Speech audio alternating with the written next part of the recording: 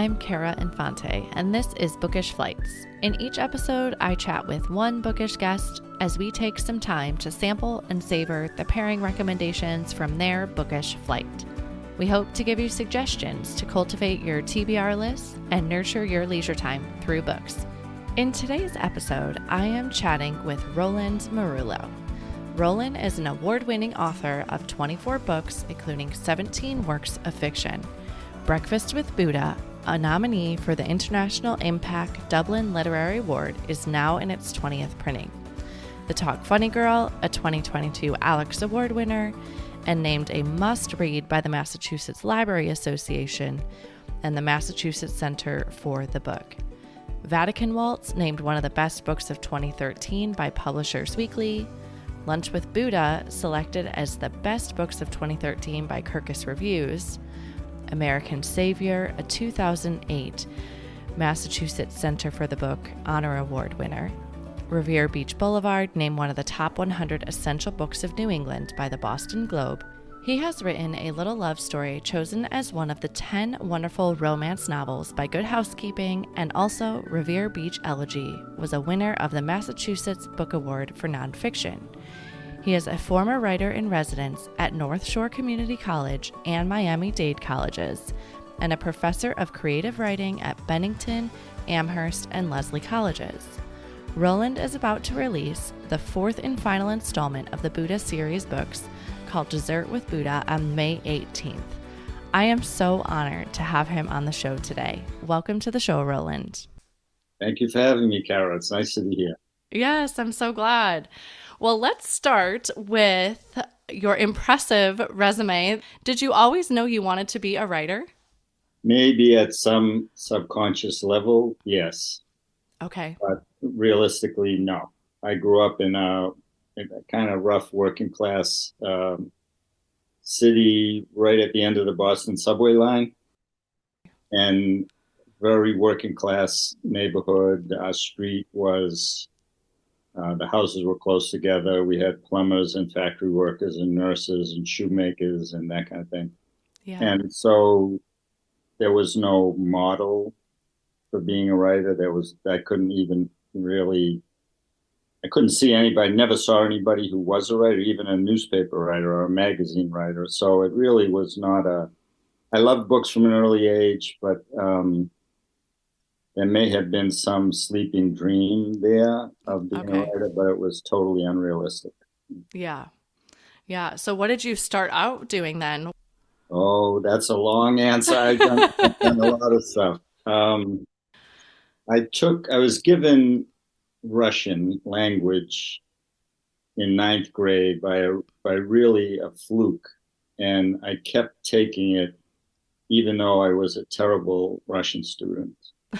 Bottom of the class all the way through high school and into college, and even in grad school I was not good with the language, but I loved the literature. Okay. So after I got my master's, I asked my advisor what I could do with that, and he said there's a program run by the United States government, U.S. Information Agency, that sends exhibitions on American life to the Soviet Union. Why don't you apply for that? So I did. Wow. And it took me a year, but it was a fantastic program. I got the job, traveled all across that enormous country with a group of Russian-speaking Americans for 7 or 8 months. And then I came home. I lived alone in Vermont and made sandwiches at a ski area. I went into the Peace Corps for a while. I came back from the Peace Corps and drove a taxi. I loaded trucks. I started doing carpentry shortly after we were married at a very basic level. Wow. And then was a full-time carpenter for about 7 years, and went back to the Soviet Union twice on the same program for longer periods. Okay. And then eventually published a book and did a little college teaching. I can tell from the books of yours that I've read, though, you really do a great job of describing the human spirit and who people are. And I think you do a great job of kind of letting us understand your characters. And I imagine that all of those jobs you had along the way that were very varied, that probably helped you have that ability to put that into words or into writing. It really did. I think I was very lucky that I didn't publish a book early on, and I started writing seriously when I was 25. Okay. Did not publish until I was 37. Wow. And I think I was very fortunate, even though those were some lean and difficult years at times, because of what you just said. I did have all these experiences with all different kinds of people in all different kinds of places, and that's a fantastic education for a writer. Yeah, absolutely. And I know you have a book about the Soviet Union. Was that the first book you had published? No, that was the second book. That was Okay. A Russian Requiem. The first book was Leaving Los Apis. It was set in the Micronesian Islands, where I was in the Peace Corps, and then in Revere, Massachusetts, where I grew up, although I Okay. didn't call it Revere at that. So do you get a lot of inspiration from the places that you've traveled for your books? Absolutely. That place is probably the most important aspect of my books. Okay. Do you go after you have the idea for the book, or does the idea come from the place? The latter, the idea Okay. comes from the place. Although there have been cases recently where I have gone places to research an idea. Yeah. What about the characters? Where do they come in? Where do you find that in the story?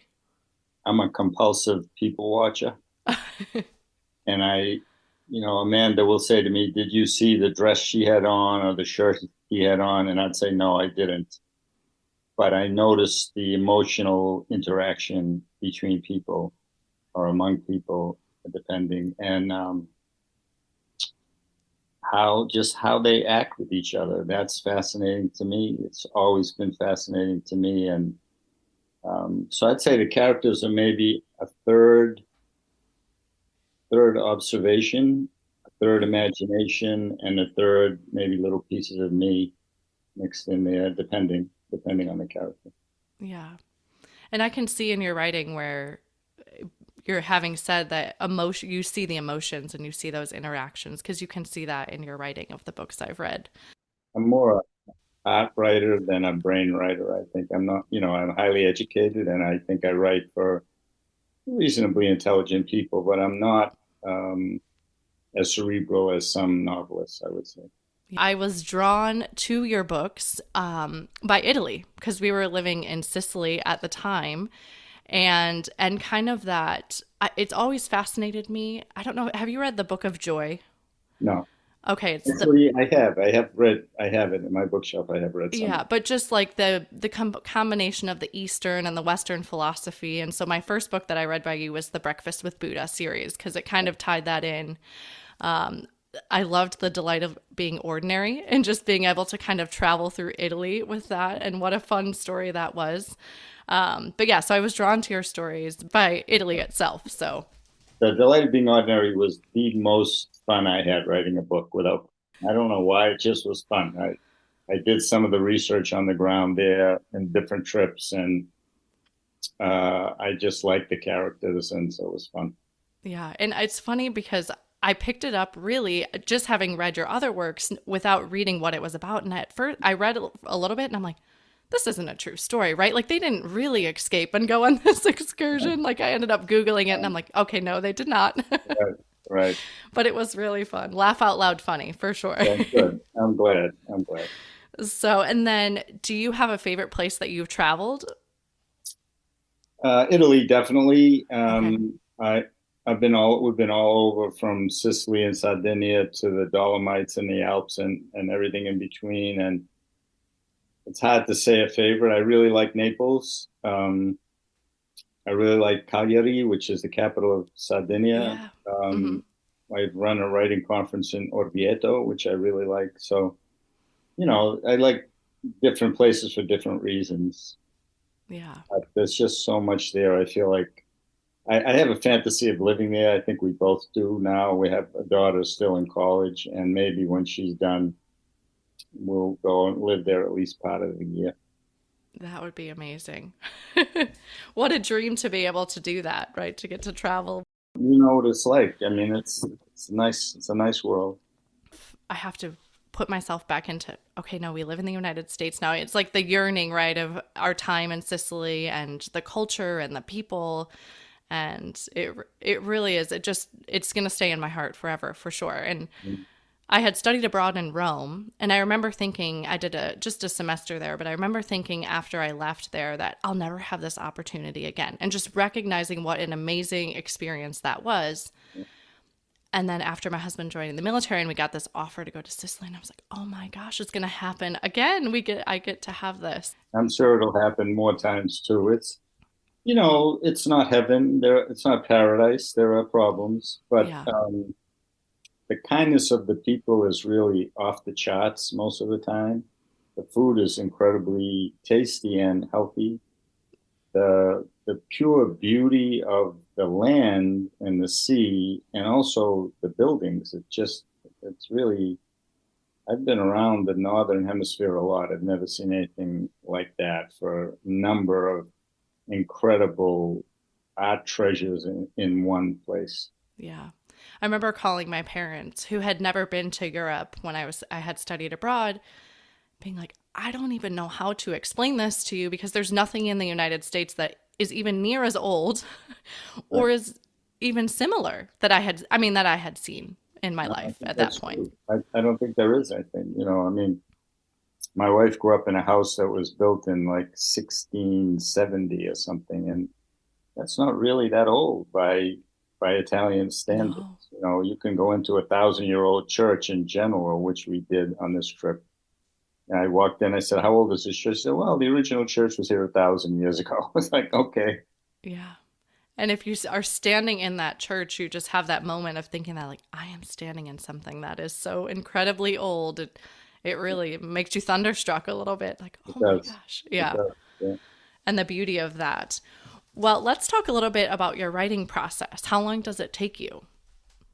I tend to write very, very fast, partly Okay. because I get a little nervous when I'm in the composing stage. I want to finish, and so I can write 20 pages a day. I could write 20 Wow. pages a day longhand sometimes, but so I often write a book in a month or 2 months, sometimes 3 months, and then I spend a lot of time going over it. I'm a Virgo and I'm compulsive, and I just go over and over and over, always with a pen. I print it out, and I have a manuscript I'm working on now. I print it out and I mark it with a pen, and then I type the changes in, and then I make some changes online, and then I sometimes print it out again. It's painstaking, but Yeah. it's also a good way not to get writer's block. If you just pour this stuff out and say, I'll fix it later, you Yeah. don't get stuck,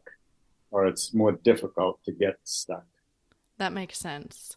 I had spoken to a guest a few weeks ago, and she was saying just a lot of people get stuck on trying to create that perfect sentence. Yeah. And she's like, it's better just to get the idea there, and then you can go back and perfect it after. Yeah, I have a friend, I won't mention his name. He's quite famous, and he takes between 5 and 10 years to write a book, and he won't put the sentence on the page unless or on the screen unless he feels it's perfect. Yeah. And the product is great. First of all, I supported my family by writing. I would have not been able to do that and wait Yeah. 10 years between books. And I feel like it's risky. Like the doubts have more opportunity to creep in. Sure. And I just go, and sometimes I don't look back. I just go forward. I just write the whole thing, and then I go back and look. Do you write it on the computer then? It sounds like, or do you do longhand? I do now. I did longhand for the first 10 or 12 or 15 books probably, and then typed it with a typewriter at first and then on the computer. The the computer is so much faster that it's difficult to make Yeah. myself. But handwriting has some big advantages. I mean, as you're writing, you're editing. At least I am. Where the next word is, where the story will go.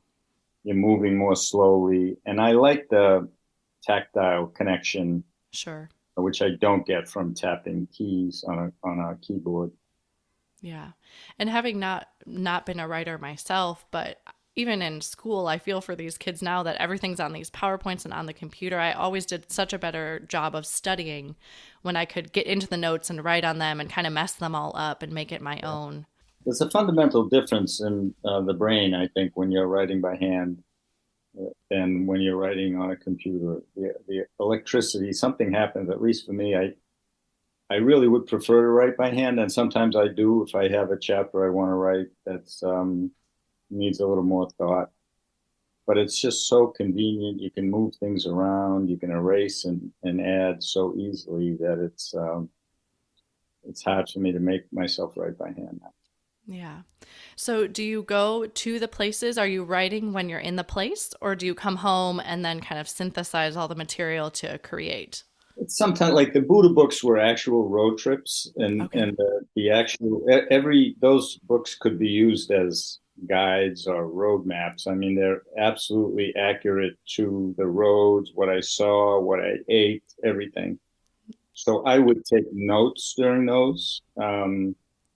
And sometimes I would write it a little bit at night just to get if I'm imagining a conversation, I would work, write a page or two of it at night just to get a start on it. But a lot of times it's after I've been someplace. I didn't write the Russian book in Russia. I didn't write the Micronesia book in Micronesia. A lot of time, I didn't write the Revere books when I lived in Revere. A lot of times, and I think this is true for most writers, you have to have a little distance. Yeah. James Joyce didn't write about Ireland when he lived in Ireland. Yeah. As far as I understand. So. Yeah, I imagine you have to have some time to kind of break it down in your head a little bit too and think about it. One of the books we're going to discuss, Christ Stopped at Eboli, is a good example because Levy lived in southern Italy for a year and didn't write. He may have taken notes, but he didn't publish the book until quite a bit later. Okay. When he lived in a very different Italy. Yeah. Yeah, and you can go back and think about it. And like I do, I dream of Sicily. Yeah. It's funny because we had our first duty station, we lived in Hawaii, which we felt like we had won the lottery that these two Chicago kids got to go in the Navy. First duty station was Hawaii. It was the best thing ever. But I dreamed about that forever. And then 8 years later, we ended up in Sicily, which kind of stopped my Hawaii dreams a little bit. I still think about it, but I'm like, will I ever stop thinking of Hawaii day by day? And now it competes with Sicily. So What was Catania like in the wintertime? it's pretty mild. There is a rainy season, though, and it can be very wet. Where's the base in relation to the center of the city? So it's about 25 minutes west. West. Exactly west, yeah. Okay. Well, And it was what I really liked that because we were out in the middle of farmland. So it was beautiful. And we had this stunning view of Etna because there was no towns in the way, no buildings obstructing our view. wow. But drivers in Italy are a little crazy. If you have never been to Italy, they will make the sidewalk their roadway. They will make 2 or 3 lanes out of 2. They go everywhere and anywhere. Yep. And so I could drive in this little farm town and it was very calm. And then but if I wanted to and I could psych myself up, I could drive into Catania and into the chaos. So, and even the finding the parking right and navigating, my Italian was spotty at first. We did take a year of lessons, but when I first got there, how am I going to navigate? This time around, compared to when I lived in Rome, though, we did have smartphones. So I did have Google Maps, which was huge because I did not have that when I studied abroad. And I remember getting so lost. I've driven tens of thousands of miles all over Italy. And in the early days, I'd have to ask directions. And my Italian was fine for asking, but not always fine for understanding when people said, after the fire hydrant, take a right. Well, I didn't know the word for fire hydrant. Still don't. So, we would get lost constantly. But now we have the phone and it's a lot. But the driving is crazy. I mean, absolutely. I kind of like it once I get into it, but it's nuts. I mean, I think they're very good drivers, but they do not obey the rules at all. No rule. Sicily's kind of the Wild West of Italy, I always said. Like it got crazier and crazier as you went further south. Really? It's kind of funny to me because where I grew up was an Italian American community and there was similar attitudes. Like the people were, the rules don't apply to me. Those are the Yeah. rules. I don't care about that. I'll park where I want to park. Who's going to tell me where I should park? That Yep. kind of thing. And then when I got to Italy, I said, oh, this is where that attitude comes from. Now I understand. Yeah, each place we've lived, it's been everybody's given us tips on the driving. And I remember moving to Hawaii. People were like, don't honk at anybody, they will follow you home. Really? And being from Chicago, I mean, the horn's not a bad thing. Right. So I was Right. like, really like, okay, I won't do anything. I don't want to be followed home. But yeah, they really find the honking of the horn offensive. Really? That's good to Yeah. know. That was good advice. I've really loved the travel, and it sounds like similar to you of just getting to see different ways of life and different cultures and different people, Yeah. and you pick a little bit of it up along the way. The best education. Let's talk a little bit about your reading life. What type of books do you prefer to read? It's changed, Kara. When I was first trying to write my first novel, I would read voraciously and always novels, and I would Okay. take recommendations from different people, and I would really study the books that I read. I remember especially James Jones's From Here to Eternity, Robert Stone's A Flag for Sunrise. I had read the Russian novels, the 19th century Russian novels, very closely in college and grad school. Those can be some intimidating books. Those big, thick tomes. Yeah. Yeah, they can be. Oh, they can be. Yeah, especially if you don't know the language or the culture. Um, and then lately, I published my first book 32 years ago, so a lot has changed in that time, and I really now don't read as much. I read in Italian. I try to improve my language, and I Yeah. tend to read books over and over for that reason. And I also I have a little. I'm sorry to say, it's hard for me to find a modern novel that really captivates me, and I don't want this to sound immodest. I don't mean it that way. But if you're a cook and you go to a restaurant, you experience it differently than a person who's not a cook, not a chef, really. Yeah. And so if you're a writer, you experience reading differently, I feel. And I can be more critical. I know the tricks. I know where things are going to go sometimes. I've seen a lot of the same thing. I've probably written a lot of the same thing. So it's much more difficult for me now to find a novel that I absolutely loved. So I tend to go back and read novels that I absolutely loved. And there's a bunch of classics that I haven't read that Don Quixote, for example, I would like Yeah. to read. Um, but I probably read as much in Italian as I read in English. That's great. That's something I have never thought of from the author's perspective of now the challenge of finding a book that you enjoy. I've never thought about that. And I'm sure there's a lot of contemporary novels out there, but I'm not drawn to try to find them as much. There's some that I've read, recent novels that I really like. Hotel du Lac, I really like. That's not an old book. Okay. The Appointment, Goethe Müller, who won the Nobel Prize, I read before she won the prize. I thought that was a great book. Yeah. Um, but I do love the older novels. They're slower, and I read slowly, and I don't know. I can get a lot of modern life from the news and just from being alive, but I Sure. like to read stuff from a generation ago, 2 generations ago. Okay. When you're writing or you're in the midst of your writing, can you also read at the same time? That's part of the issue is that I don't like to because I'm afraid that I'll take something inadvertently from someone else. Sure. Um, and it's like I don't read criticism. I don't read the New York Times Book Review. I don't want to have that in my head. I just Yeah. want to write the story that I want to write in the way I want to write it. And I think if I had been that way from the beginning, that would have been a problem. I mean, that's kind of immodest to say, I'm just going to do what I want to do. I don't care what anybody else ever did. But I started out, for 30 years reading what other people did. So Yeah. and it takes you a while to find your own voice and your own storytelling style, and even that evolved. So I really make an effort not to be influenced um, by anything right now. Yeah. I could see where that would almost be like noise interference while you're trying to write, and even like you said, listening to the critiques and the reviews, how that might, you just want your story to be pure Yeah. and not have the influence of that. So, I think at a certain point, I wouldn't say that to a person starting out writing novels. I would say, read as much as you can. I saw Dana Bash interview Barry Manilow okay. on TV about 3 or 4 months ago, 6 months ago. It was really a great interview. And I'm not a huge fan of his music, but he's a nice man. And she said, what do you listen to? What kind of music do you listen to? And he said, I don't.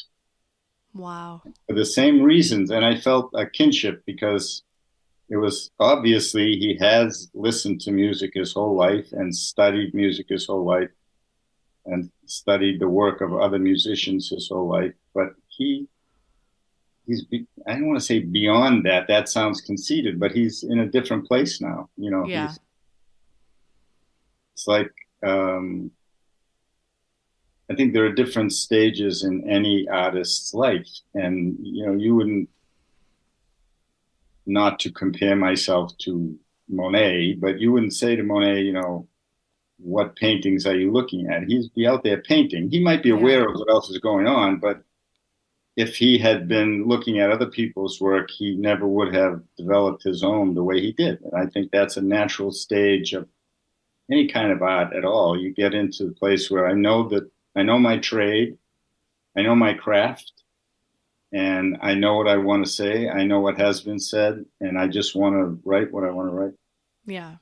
I don't, I mean, I consider the marketplace. I don't want to write a 5,000 page book about, my eyelashes that nobody else in the world would Yeah.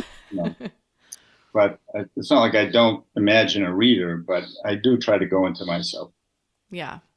Yeah. Well, thank you for explaining that, because that's a side of it I had never considered. Well, why don't we start diving into your book flight today? Yeah, I have my books right here. Okay. So, what is the first book of our pairing today? Whatever you want it to be. Well, let's go with Miss Dalloway. Rereading that, actually, and I love Virginia Woolf. I love her incredible, amazing ability with language. I don't think there's any writer I've ever read who comes close to her for that. But it's more than that for me. I feel like, and it's also why I put these three books together, is that I've always felt that she had a mystical sensibility and saw life, but also saw the mystery behind the most ordinary things. So she has an essay called Street Haunting in London, where she goes out to buy a pencil. That's the theme of the essay. Okay. And she just walks out to buy the pencil and writes about what she sees. It's not nonfiction, and it's an incredible appreciation for life. You want me to? Can I read one little paragraph? Yeah, that would be great. I think this is an example of what I'm talking about. It's on page 169, 179. She says, "Beauty, anyhow, not the crude beauty of the eye. It was not beauty pure and simple, Bedford Place leading into Russell Square. It was straightness and emptiness, of course, the symmetry of a corridor, but it was also windows lit up, a piano, a gramophone sounding, a sense of pleasure making hidden, but now and again emerging when, through the uncurtained window, the window left open, one saw parties sitting over tables, young people slowly circling, conversations between men and women, maids idly looking out, stockings drying on top ledges, a parrot, a few plants, absorbing, mysterious, of infinite richness, this life." Wow. That's what I love about her is, laundry hanging. There's something behind laundry hanging. It's obviously this laundry hanging, it's a Yeah. gramophone playing, but she was operating from another dimension. And I I would venture to say I think that was part of her mental difficulty too, because if you operate, and she and Hemingway both committed suicide, and if you operate in that dimension, ordinary life is difficult. Yeah. Yeah. And as you were reading that, it was painting the picture before my eyes Yeah, as you were reading that. yeah. Beautiful prose, and her ability to get into the psychology of people, men, women, old, young, it's just incredible. Yeah. I was really actually glad you had this book in your flight because I've been challenging myself to do a century of books challenge. So I chose a book from each year for the past 100 years. And this is the book that I had chosen. I don't remember what year it's written, but it's on my spreadsheet of books. So, 1925. okay. Yep. So I have not picked it up yet, but it is, I was like, this will be my nudge to read it after we talk about it today. Not a lot happens in her books. If a reader is someone who wants action on every page, she's not a good author for that. But the depth of it and the beauty of it is enough for me. Yeah. And I could see where, like you said, I'll read this one slowly and really savor it a little bit, and that Yeah, is where the enjoyment will come. yeah. Wonderful. Do you have anything else you want to add about that one? Just some lines will just set me back. I mean, I'll read the lines and stop. You know, the ending of another of her novels, To the Lighthouse, has a woman. It's set, if you don't know, you may know, it's set at a summer house. And Mrs. Ramsey has all these different kinds of guests. And one of the guests is a young woman who likes to paint and is not very talented. But the end of the book is she finishes the painting and she says, "And now I have had my vision." It's just so perfect. Wow. You know, Yeah. it's not now I've created a great work of art. She knows it's not a great work of art, but she Yeah. has had her vision, and it speaks to the whole book. I think it speaks to Virginia Woolf's life and to the work of a lot of writers. To see the extraordinary in the ordinary is an incredible gift, I think. And I think I would even say it's part of what artists um, contribute to life. Yeah. Very practical minded people say, oh, Cezanne just painted pictures. What good is that? I think he was trying to say, pay attention. Don't just blunder through. You're on a planet whirling in space. You have this body in which all kinds of systems have to work perfectly for you to stay alive. Stop a minute, look, listen, feel, pay attention. Yeah. And I think all, dancers, sculptors, musicians, writers, all that's what they offer. That's their contribution to human life. And it shouldn't be diminished. It shouldn't be dismissed. Yeah. I'm thinking a phrase is coming to mind of like they're coloring the world for us through their art. Mm-hmm. And it made me think of something else too. And I don't know if you experienced this when you travel, but that was the other thing I think Cicely did for our family is we left and it took away all almost like we didn't have, I mean, quote unquote extracurriculars, but life became very simple in Sicily. My husband had shorter hours at work. I stopped working at that point. That's when I became a stay-at-home mom was for those few years. Yeah. And just be with my kids and Yeah. be in Sicily. Yeah. That was my job. And it allowed this to see so much more, I think, and opened my eyes to so many other things where if I'm so busy, it's like I have to kind of smudge those things out to be able to accomplish, quote unquote, my to-do list. 100% agree. And I think that's Italy's gift to the world. And it's why so many people go there and have gone. The Russians used to go there for the cure, they said, for the cure. Okay. The Brits all went there for the same reason. Some of that was sunshine and food, but some of it was a way of being that puts at the top of the list family, food, beauty, relationships, and work, money, things farther down the list. I like that. I like that hierarchy. Yeah. The closing of the shops for the Reposo, right? They close from 1 to 4. For 3 hours. I would, Yeah. I'm going to go to the phone store. Oh, the phone store is not open. I'm going to go to whatever. Oh, it's not open. And I finally got used to not doing anything except eating between those hours. Yeah. And I always thought, I kept thinking to myself, like, I would have a really hard time going back to work at 4 p.m. Like, after I had a 3 hour break, I would struggle to rally myself to Yeah, return. especially if you had a big lunch with wine, which they do, Yeah. And then they work until 7 o'clock at night, Yeah. have the aperitivo, and then talk to their friends for a while and eat dinner at 9:30. Yeah. When we had little kids there, they'd get hungry at 6 o'clock, 7 o'clock, and we'd go to the restaurant. They'd say, "Well, it's not open. We don't eat till come back at 8, maybe." Yeah. And my kids would be melting down by 8 p.m. So we didn't eat out for dinner much when we lived there, except when we had a sitter. Exactly right. We were traveling, so we couldn't always cook, but they would get fussy. They were hungry. Yeah. And it's funny. Yeah. And you'd see Italian kids at 11:30 at night. They're out there with their family eating. Like, don't you have school the next day? I was always so impressed with them, though, because the kids wouldn't be melting down at the table. And Yeah. I'm like thinking, I don't know that my children could ever do that. No. My daughter went to school her sophomore year in high school for half a year in Rimini. Oh, yeah. Hmm. She came back with some great stories about the differences. Yeah. Yeah. And like you said, it changes us, it sculpts us to be who we are as But people. connected to what we were saying, I think it's very true that travel also awakens your senses. You can, like, I see the same beautiful landscape every single day, I have to make myself pay attention to it. It's so easy to take it for granted. Hmm. Well, if you're traveling and you see something new, it wakes you up, and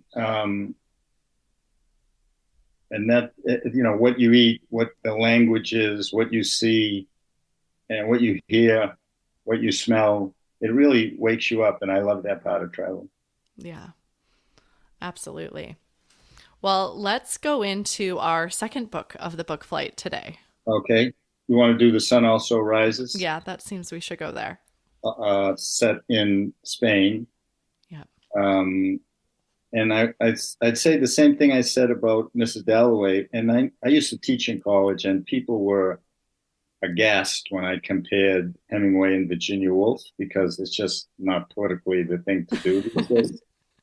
But I think there's a real similarity that Hemingway also, he could describe a plate of eggs and putting pepper on a couple of eggs and eating them, or having a glass of wine, or a landscape, or a bullfight, or fishing, in a way that was the opposite of taking it for granted. I think there was a mystical sensibility in him also that he had, although he expressed it very differently than she did. He had that same sense of a mystery lying behind the ordinary surfaces Yeah. of things, and also very good about going into the deeper parts of human psychology. Yeah. Stuff more happens in The Sun Also Rises than in Mrs. Dalloway, but that's Okay. not saying much. I mean, not a lot happens. They go out and talk, they have a drink, there's a bullfight, there's a love triangle, but a lot of it is pretty much ordinary life and ordinary days. We're going to take a trip to Spain. We're going to go to the fiesta. Okay, uh, that's a little bit unusual, but much of the book is really what I think of as ordinary. And the beauty of it is that he's able to imbue that with that sense of the mystical. Yeah. And I'm thinking for us as the reader, or for me as the reader, you're as the writer, but for us as the reader, the ordinary helps us connect to the story as well. Absolutely. Yeah, Yeah. absolutely. And you can read it on those levels. I mean, you don't have to read much into it. You can just take it as a guy who's in love with somebody and can't make love with her, and that's just it's an interesting idea. It's an interesting story, but there's just a lot more going on there than that. Yeah. And I do love reading that in the ordinary, saying that, oh, I'm not alone in who I am as a person, right? So Right. I enjoy reading from that aspect of, oh no, there's others like that out there. Yeah, if the characters are really exceptional in some way, it's harder to relate to them. Although when I teach writing, which I don't do anymore, except the occasional workshop that I Okay. run, I always say that there's a lot of emphasis these days on what I think of as important but more superficial characteristics like your gender, your race, your age, your nationality, your ethnicity, your class. Hmm. Those things matter for sure. Sure. But really, someone like me, I have a friend who's a lesbian, gay woman, and she got very mad at me when I said this, but I think it's true. I have more in common with a black lesbian than different. We have more in common Yeah. than we have differences. We have two, even physically, even physiologically, a man and a woman have more in common than they have different. That's obviously true. You know, two eyes, two lungs, and so on and so forth. Sure, there are differences. But in terms of the emotional realm, Yeah. we're really all in the same boat all over the world, no matter our nationality, race, age, gender, sexual preference. We want to be loved. We feel love. We Yeah. feel fear. We worry. We age. We have illness. We have great pleasures. You know, everybody has those things, and those are the fundamentals of humanity. And I think I try to, and I think many writers go to that level. And you Yeah. can, it bothers me that, people say, oh, he's a male writer. I don't think I'd be interested if she's a woman reader, or vice versa. Like men would say, oh, Virginia Woolf, she's written for women. I don't feel that way. I feel like they're writing about humanity Hmm. from different perspectives, sure, but they're writing about love and worry and fear and death and all the big things that um, Tolstoy wrote about in Anna Karenina, for example. Yeah. And so I love that about Hemingway and Woolf, that they can really go down. I think of it as going down into the deeper places. And it doesn't mean the book has to be heavy and ponderous and hard to read, but there's a certain something in them when they produce the story that to me comes out on the page. Yeah, it's interesting I think as our society, right, as these labels play quote unquote such a huge role, like you're saying, but it is a very superficial view of who we are as a person. And I remember when I went to the stay at home mom status when we Yeah, moved to Sicily. I was a physical therapist before that. I didn't leave my job because I didn't like it, but we moved to overseas and I didn't speak Italian language to be able to work. And I remember thinking, we're taught to like have this elevator speech of who we are, right? And it usually is that superficial label. And I'm like, well, who do I say that I am yeah, now that I'm not a physical therapist, quote unquote? And it took me quite a few years actually to figure out, well, that's not really who I am. Like, yes, that's my job, but I'm so much more than that. yeah, And I'm so much more because I remember being scared of the stay at home mom title because I thought that it was looked down upon yeah. by our society and being like, well, I don't really want to say that I'm that, kind of shying away from it. But I'm like, I'm so much more than just that. And it's just that is a lot. That's a big deal. And my Yeah. wife stopped working. She worked from the time she was 14 until she was 41 when we had our first child. Okay. She worked all the time. And then when she had her first child, she didn't want to go back to work. And it was a strain for us financially, but I was all for it. Like, I don't go back to work. She was a Yeah. museum photographer, and Oh, she okay. loved being a stay at home mother, loved it. The kids liked it so much that they both want to be a stay at home mom. Yeah. And, but she did get some a little bit snooty comments from some women, that it was somehow less Yeah. to not go to the office every day. And that's unfortunate. That's the unfortunate side of the, the positive part of women being able to do everything they want to do, which they couldn't do a couple of generations ago. Yeah. But if what they want to do is stay home and raise their children, I mean, fairly important job, you know. Yeah. Yeah, it's kind of like you do you and I'll do me, but I think that's why I like reading and reading into the ordinary of the life of daily life, right? Is that we are so much more than just the labels. Yeah, no, we really are, and I often think we're all in disguise in a certain way. You know, we're playing a particular role, and we have to play that role as well as we can. That's the role we've been given. But beneath that role is the really important stuff. You know, Yeah. beneath, like my father's mother was a stay-at-home Italian peasant woman with 8 children. Wow. You could make the very big mistake of dismissing her because she was not educated. She spoke English with an accent. She traveled only from her little village to Boston, and that was it. But the depth of her was incredible. If you got to know her, Yeah.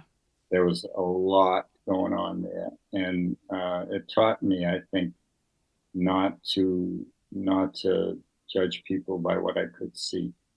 Absolutely. My dad taught me the same lessons of never judge the book by its cover. It's And a you great never know what's happening in their world either. So, lesson. That's a great lesson.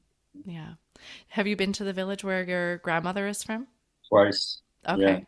2 or 3 times actually, and twice in my grandfather's village. It was extremely moving experience for me.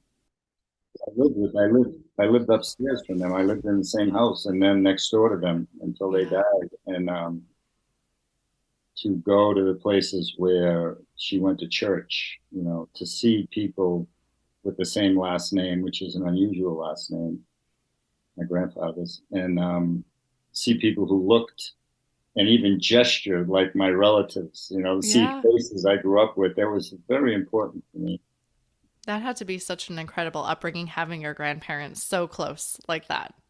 Yeah, really. My other grandparents were a 15-minute walk away. I saw them a lot. They were English immigrants and working class. He was a factory worker and very nice people. And she was really a big influence on me because she could recite poetry from memory at great length in a Wow. kind of British accent, which was beautiful.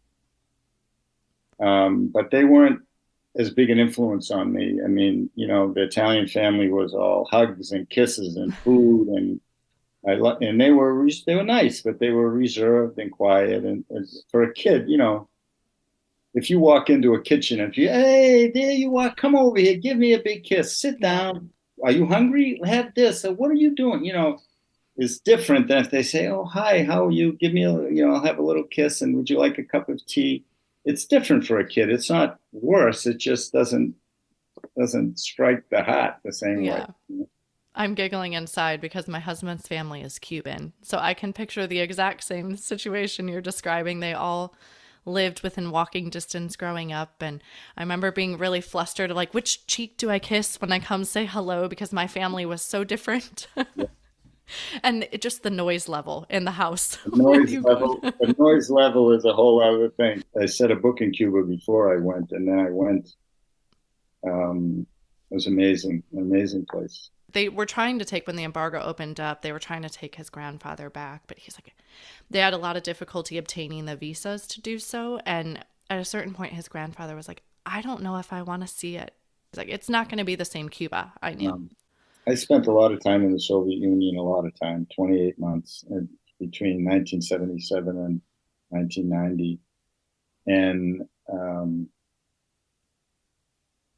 what a terrible system. I mean, I'm politically, maybe in my early days, I thought that, I never thought communism was a great thing because we were brought up with the fear of nuclear war. But Sure. it seemed like, if you have extra, give it to the people who don't have extra, which I think is good. But the way it manifests itself in human Oh, yeah. society is just so horrible that the suffering and the terror and the inability to say what you want to say. The Cubans can't leave. They can't, Yeah. it's just wrong. It's just really terrible. Yeah. And it's ravaged their families, right? And Yeah. people fleeing. Had a terrible dictator. And if you had money, you had a really nice life. But, now it's just bare living, and it's sad because it's a very rich island. It Yeah, could be. It's rich in exactly. resources, but it just looks like the poorest place. It's incredible. Yeah. Having been there, does their like culture and their spirit still thrive though within Yes, that? yes, definitely, absolutely. I mean, and there's some advantages. They have, very little crime, very little drugs, no guns. That those are the good things, and they Yeah. make for a better community. Um, but it's everything is way. If you're an ambitious, hardworking person, there's like a ceiling, a very low ceiling over your head. Yeah. You just cannot. There's no incentive to better yourself and work harder, and so which was exactly the same in the Soviet Union, and so that affects everybody. Yeah. If you're a bricklayer and you really don't care what kind of work you do because you're going to get the same amount of money no matter what you do, the houses aren't going to be built very well. That's just it resonates throughout the society, and it was beautiful and sad, that experience. Yeah. Yeah. Imagine it crushes that ability to flourish as a person, right? Because it just weighs on you after a while. Unless you do it in secret, unless you have you have your little music group, or you write books that nobody's ever going to be able to read, for your own satisfaction. But writing is about one's own satisfaction, but it's also about contributing to the Yeah. reader. That's the tragic part of Cuba. Yeah. Well, thank you for sharing about that. I really appreciate that insight. All right, let's go to our third book of the pairing today. Which is different in that I recommend this book to people, but they hear Christ in the title and they think it's a religious book, which it absolutely is not. And some Okay. people don't want to read that. It has nothing to do with Christ, actually. The title comes from the idea that the author, Carlo Levi, was exiled by Mussolini to the poorest part of Basilicata Okay. as punishment for his political views. And he was made to spend a year in exile in this Wow. incredibly backward war. And he was a Jewish intellectual painter and actually a doctor, a medical doctor.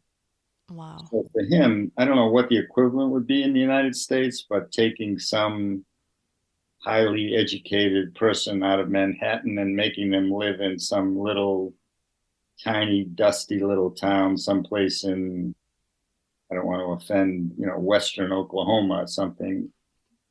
It's a big transition. Yeah. And that was what the case was for him. And he lived there for a year. And this is different from the other two books because it's nonfiction. I was going to ask, is it a memoir then? Yeah, but Okay. it's a memoir. But the title comes from the fact that the people that he writes about, the peasants, didn't feel that they were people. They were Wow. some other species. And they weren't even Christians, and Christians were people. That was the equivalent. If you were a Christian, you were a human being. And Okay. Christianity came from Rome south and stopped at Eboli, which is north of where they were. So it never reached them. The liberating influence of real Christianity never got to them. Wow. So that's where the title comes from. Christ stopped at Eboli. It has nothing to do with Christ at all. It's Sure.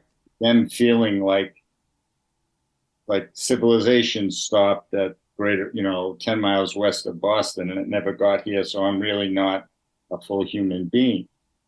That's what Wow. it's about. And he just describes their lives with incredible empathy and beauty. And then what does link it to the other two books, in my mind, is that it has that mystical element that can see something beyond the ordinary life. And in this case, the ordinary life is grim. I mean, Yeah. unbelievable poverty, peasants going off to work, from dawn to dusk in the field and having nothing. Wow. What time period is this set in? 1930s. It was Okay. before the war. I think Wow. it might be in the late 20s or 30s. I'm not sure the exact. Let me see. Okay. I'm so intrigued. I had no idea. And this is why I love another reason why I love reading is just learning about this and Yes, same with me. It was published in 1945, but I'm sure okay. it was in the 30s. It was before the Sure. war. I think it was 30s.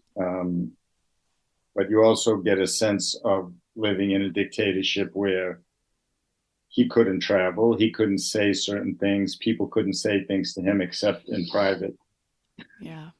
It's just so beautifully written. Even in English, it's a beautiful translation, and I read it also in Italian. And I guess his sensibility is the word I'm looking for, and the sensibility of Hemingway and Woolf, in that they look at the world in a certain way that I find magnificent, and they're able to put that sensibility onto the page for the reader. Yeah. And shine a light on that is kind of what I'm picturing as you're saying that. Exactly. Exactly. Yeah. Yeah, well, wow. I'm like I said, I'm very intrigued. I had no idea about this area of it. I mean, I've heard of Basilicata. It's towards the heel of the boot, correct? For Yeah, you. middle south, way Okay. down the middle. Yeah, right. Okay. Calabria is the toe, and Puglia is the Yeah. heel, and it's in between. It has no coastline, and it's mountainous, and still very poor. Yeah. His humility makes the book beautiful. Do you know the book "Let Us Now Praise Famous Men"? No. It's very similar to this. James Agee was an Eastern intellectual. Okay. He went to Exeter Academy, which I also did. He went to Harvard, which I did not. Okay. During the Depression, you know how they made work for people. If you were a bricklayer, WPA project would give you work so you could make money. The government and the Sure. government did that for artists also. And they sent him and a famous photographer, Walker Evans, to live with the poorest white sharecroppers in Alabama Wow. during the Depression. I mean, people who had no shoes, who Yeah. had next to no food, who worked the land that they didn't own and made nothing from it. And it's the same, very similar to Christ Stopped at Eboli, because you have this highly educated person who's coming to live with these people and is treating them with absolute respect Yeah. and incredible humility, and not a whisper of, I'm above these people because I'm educated and I'm worldly and so on. And it's a difficult read. Let Us Now Praise Famous Men. Christ Sure. Stopped It, I believe, is not a difficult read, Okay.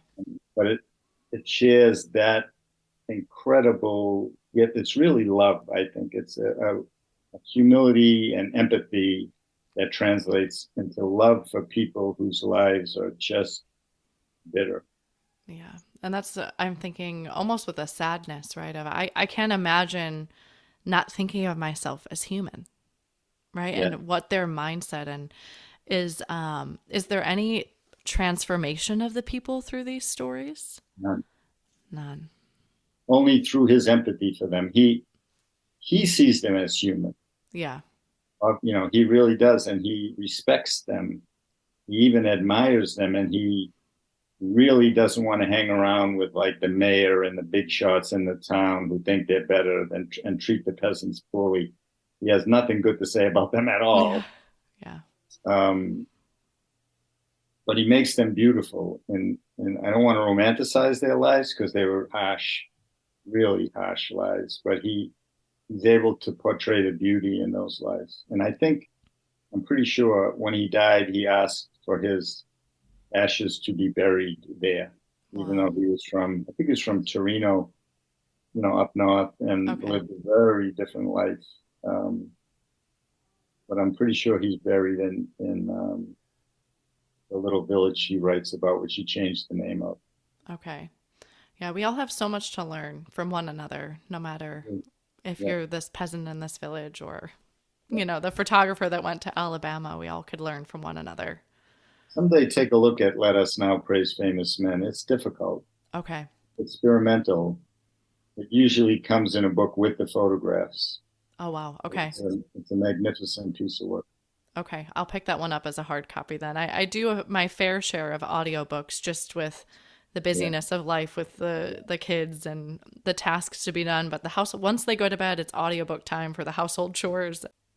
I prefer reading a hardcover book, but I'm glad audiobooks exist. Most of my books have been made into audiobooks, and it's hard for the writer because you hear someone else saying words that came from your mind, and no matter how good a job they do, it's never going to match the way it Yeah. sounds in your mind. Yeah, actually, I had a question about that when you were talking about your English grandmother reciting poetry. If you read poetry now, do you hear it in her voice? Even prose, I hear her voice. Yeah. Even when I read, even when I write, sometimes I hear her voice. My mother had the same kind of cadence, and Mm, I noticed my older daughter has it also in her writing. yeah. I don't know how to describe it. It's a little on the formal side, not too precious, but has a certain lilt to it that Yeah.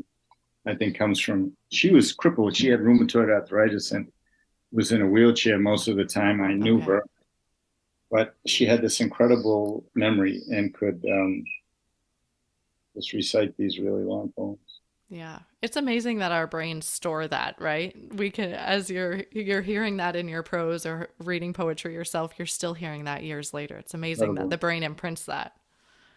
I even see. I have a lot of Italian American friends and relatives also, and I play golf. And sometimes, like one of my friends said, it's not even the hole. And no American would say that. An Yeah. American would say the hole is not even. It's not cut evenly. And Italians would say la buca. They would put the noun at the end like that. It's not, and he's an American. He grew up in America, but that's been Sure. passed on to him from his parents and grandparents. Yeah. Well, let's finish off today with our bonus pairings, which are just a speed round of questions so you can just answer them really quick. Okay. What is one book that you have read that has changed your life? Um, Notes from Underground by Dostoevsky changed my life. Okay. A very simple, short book about a troubled young guy who's most of the book is his interior world. And at the time I read it, it was, as you said earlier, oh, there are other people like me. There are other Yeah. people thinking the kinds of things that I'm thinking. Oh, I love that. And then lastly, what are you reading next? I think I might reread The Leopard. Have you ever read The Leopard? Is It's set in Sicily, actually, in Oh, right in the middle 1800s when Italy was being unified. okay. Um, and I loved it so much. I've read some of it in Italian, but I think I might reread it in it. One of these books that the author died before it was ever published. Okay. Sad story, but it's really a good book. Yeah. So did someone ghostwrite to finish it or did it just No, stop? he had finished it, but Oh, okay. no one would publish it. I see. Okay. And I think his mother or his cousin or his somebody brought it to the attention of a publisher, and they published it. It became an international bestseller. Wow. The Leopard. Giuseppe di Lampedusa. Okay. In Italian, it's Il Gatto Pardo, Yeah. and it's. I don't think it's for everybody, but that's the kind of thing I like. Yeah, I've read some other books about Sicilian, and I actually it reminds me of some Russian literature too. Is like there's certain level of somberness and sorrow to the writing. Do you feel that as well? Yes, definitely. Irish writing, same thing. Yeah, Irish people, my Irish friends talk about that all the time. That they just there's a. I think it's an understanding that you'll die one day, which a lot of us block out. yeah, They don't want to block it out, and it's kind of important not to block that out. So yeah. Inevitably, life will go on. Just I was just driving back from the park this morning with my daughter, and she's like, "Mommy, I don't want you to die." And I'm yeah, like, and she's 4, and I'm like, well, do I just be honest and like life happens, or do we just kind of gloss over it because you're 4? that's a tough one that's a tough one for parents to know when the time is to tell the truth. Yeah. Yeah. But I took it as a sweet note of, I love you too, Gabriella. It is incredible. Yeah, that's Yeah. a beautiful name too. No, it's a wonderful thing for kids to say, and their awakening to the realities of life. It's a beautiful thing. Well, I thank you so much for your time today. I know it's precious, and I really appreciate you being here with me today. It's been wonderful to talk with you.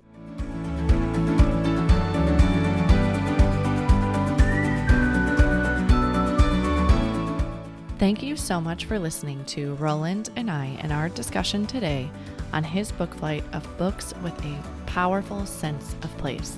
We'd love to hear what other books you would pair with this book flight at bookishflights.com. That is also where you can find more information on today's flight and any other books that we talked about today. I want to inspire a community of readers. So whenever you share a post about what you are reading or what you are picking up next, especially if you have heard about the book on the show, please tag us. Follow us on Facebook or Instagram at Bookish Flights. This is a brand new show, so if you enjoyed it, please head over to Apple Podcasts and give the show a review. Your review not only helps me, but it also helps the show reach others. Make sure you are subscribed on Apple Podcasts or Spotify to make sure that you will not miss an episode. That's it for this episode. Thank you so much for listening. As Emma Thompson said, I think books are like people in the sense that they'll turn up in your life when you most need them. Cheers to you, dear readers. Until next time.